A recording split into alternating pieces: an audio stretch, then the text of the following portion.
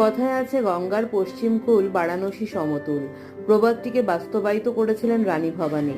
বড়নগরে তার প্রতিষ্ঠিত মন্দিরগুলির মধ্যে অন্যতম রাজরাজেশ্বরী মন্দির। দেবী রাজরাজেশ্বরী ছাড়াও এখানে শ্রী শ্রী জয় দুর্গা এবং শ্রী শ্রী করুণাময়ী নিত্য পূজিতা হন। প্রত্যহ অন্নভোগের আয়োজন করা হয়। তাছাড়াও বিশাল আকারের শ্রী শ্রী মদনমোহন ও রাধারানীর দারু বিগ্রহ এবং চতুর্ভুজা লক্ষ্মীর দারু বিগ্রহ রয়েছে। রানী ভবানী বড়নগরকে বাংলার বারাণসী করে গড়ে তুলতে শতাধিক মন্দির নির্মাণ করেন। সংস্কারের অভাবে তার অধিকাংশই বিলুপ্ত হয়ে গিয়েছে, টিকে আছে হাতে গোনা কয়েকটি।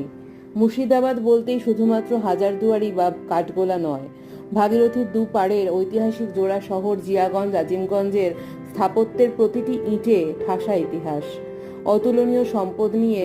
তাই এই জোড়া শহর আজও পর্যটকের অপেক্ষায়।